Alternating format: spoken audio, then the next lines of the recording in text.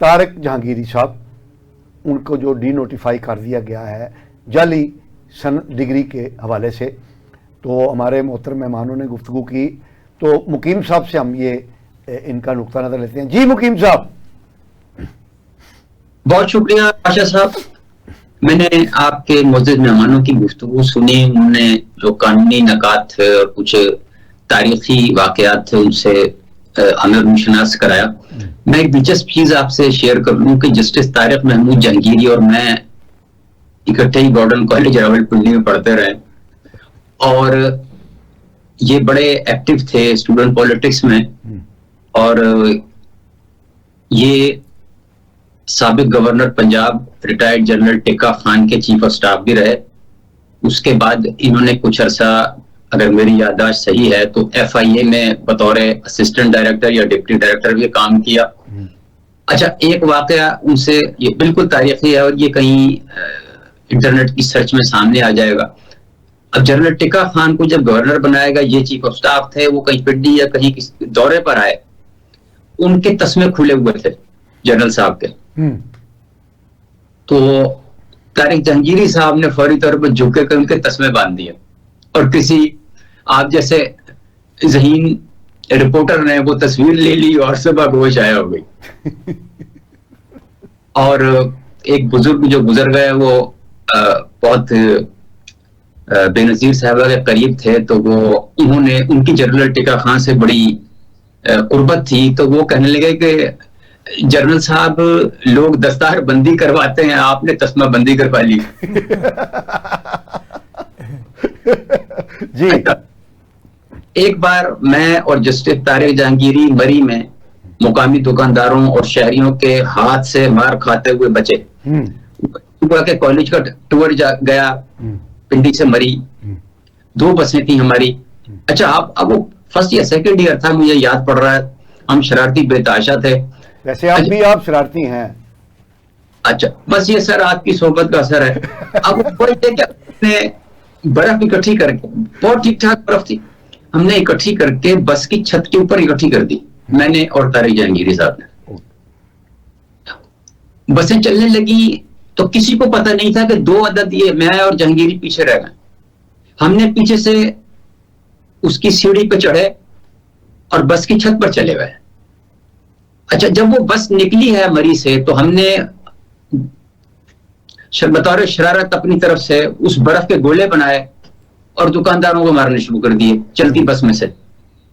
एक जगह को मोड़ ऐसा था कि बस जल्दी निकल नहीं सकती थी, वो दुकानदार बाहर निकल आए और उन्होंने बस रोक ली। अच्छा, जैसे उन्होंने बस रोकी ना, कि हमने गोले मारे थे ऊपर से, लेकिन जो बस के अंदर स्टूडेंट्स मौजूद थे हमारे, उनको नहीं पता था कि ये शरारत हुई है। अब वो ये कह रहे हैं कि जी ਤੁਹਾਡੀ बस में लोगों ने ਤੁਹਾਡੇ मुंडे जेड़े ने सानू गोले मार रहे। अच्छा, लड़के बिभर गए। वो अपनी जगह ठीक थे, उन्हें नहीं पता था कि दो जो नमूने हैं वो ऊपर छत के ऊपर हैं और उन्होंने तुरपाल ऊपर की हुई है। नतीजा ये हुआ कि वहां एक अच्छा खासा हंगामा खड़ा हो गया। हम दोनों जो है वो हम तुरपाल के अंदर ही रहे, हमने जनाब सांस नहीं लिया कि अगर जी। अच्छा, ये दिलचस्प बात है। अच्छा, अब ये हुआ कि ये जो कल की जो डेवलपमेंट थी वो इतनी फास्ट हुई है कि कमाल ही हो गया कि मियां दाऊद साहब, उनका ये तीसरा शिकार है जज साहब, कि वो उन्होंने एक के तो खिलाफ वो केस ले आए थे, दूसरे को उन्होंने इस्तीफे में मजबूर कर दिया और तीसरे जो है वो आज डी नोटिफाई हो गए। अब ये जो कल डेवलपमेंट हुई थी वो इससे कबल शायद पेश नहीं हुई थी, कि वो मियां दाऊद साहब ने जनाब कहा, इन्होंने पहले कसम उठा के ये कहा था कि जी मेरी डिग्री जाली है, तारिक जहांगीरी साहब ने।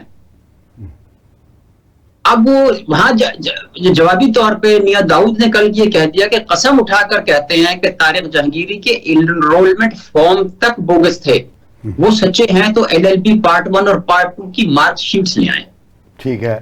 प्रिंसिपल इस्लामिया कॉलेज जहां पे ये स्टडी करते रहे, उन्होंने बताया कि जी तारिक जहांगीरी नकल करते पकड़े गए, कमेटी ने 3 साल की पाबंदी लगाई, 1992 में दोबारा इम्तिहान देने के अहल थे। फिर उन्होंने उसको बाईपास किया वो 3 साल वाले टेन्योर को, कि डिग्री हासिल करने के लिए जाली एनरोलमेंट फॉर्म इस्तेमाल किया, वहां पे नामों में तब्दीली की गई थी।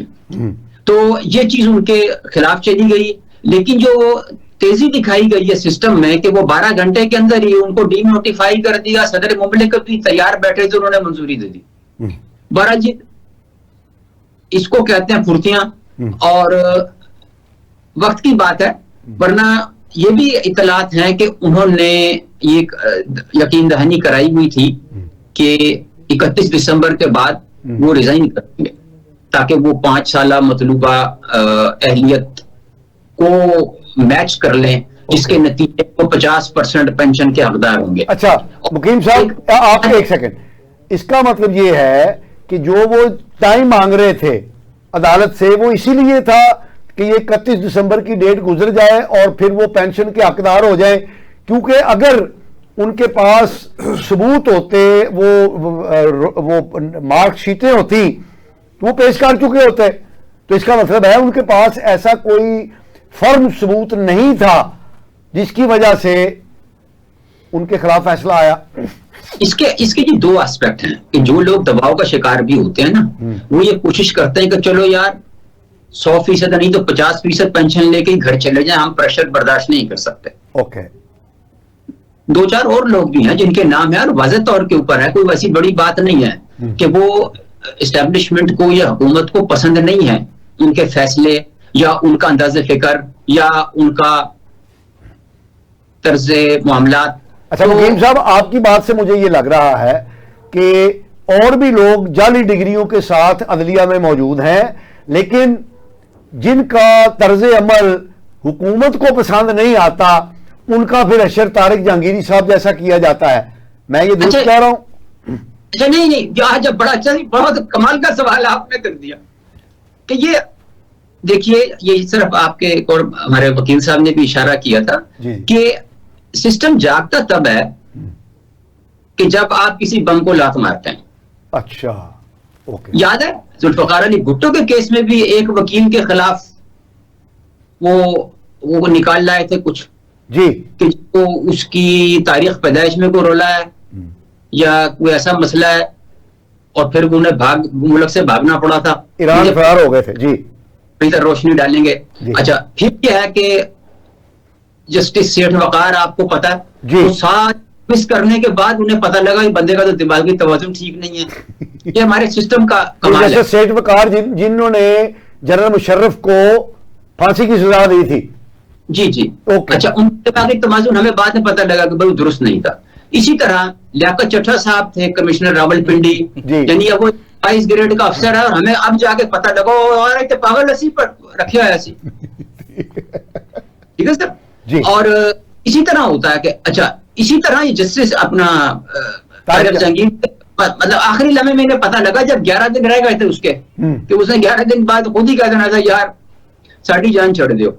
मैं ये नहीं उसको डिफेंड नहीं कर रहा हूं। इसी तरह फैज हमीद के केस में हुआ आपको कि वो जब तक उसने बम को लात नहीं मारी, उस वक्त तक हमें पता नहीं लगा कि यार हमारी नाक के नीचे ये क्या कर रहा था। ये शरीफ शहरियों को दहशतगर्द बना रहा था, ये उनसे एक्सटॉर्शन ले रहा था, ये रात को रेंजर्स के छापे डलवा रहा था, 8-8 साल के बच्चों को बता रहा था कि अब आप दहशतगर्द है।